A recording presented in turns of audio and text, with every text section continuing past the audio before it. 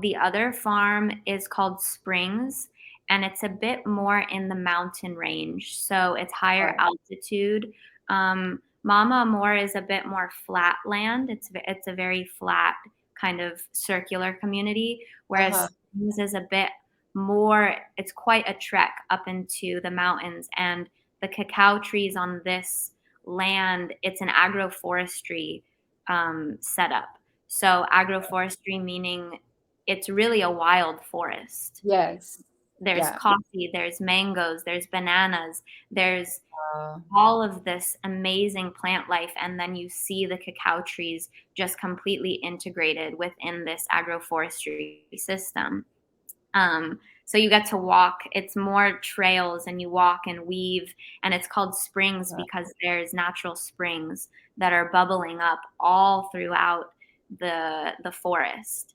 So there's quite a beautiful magic there of the connection with the cacao tree and then mhm. water and creeks and Yes. these natural springs that you can literally like just drink from. I was there last just a few weeks ago, and we got to drink just like with our hands from this natural spring while sitting under the cacao trees um, Wow. in That's so nature. beautiful. So So cool. magical. Yeah, That's where I get my cacao from forests like that are yeah. just completely wild and unfarmed. Hmm. And there's a lot of other, things in there. When you think about, cacao is kind of like one of the amazing products where the more people that consume it, the more cacao trees there are, and then the more rainforests there are, and the more wildlife and oxygen for us, and all this kind of thing. Yes, So it's like the demand for cacao is one of the few things that nourishes the planet and creates more of that kind of thing. If yeah, people consciously, if more companies could source from places like that, yes, um, then that would actually be an incredible answer to reforesting as well, because cacao really nourishes the foundation of a rainforest. exactly. It's really beautiful. Oh my God, it just sounds like heaven. I I want know to. you would love it. You need to go Oh my next God. time together. So that's quite a bit big. That's a difference between the two, but it's still both beautiful. You got one community that's living in the trees and another that's like more wild.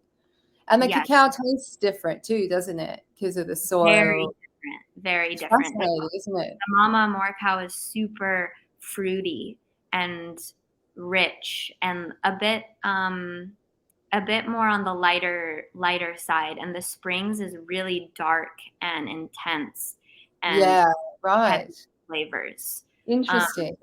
yeah, I mean, you're really tasting the soil and like what's growing around these trees, which is so interesting. But Yeah, the intentions of the two farms are completely different, and each farm has totally different energy right. coming from them. So it makes total sense that you would get two very different cacao strains.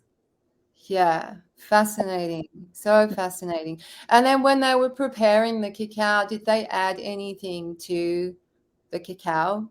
Like we ground it up and we add lucuma or like superfoods and stuff like that because cacao is Right. such an amazing carrier. Yeah.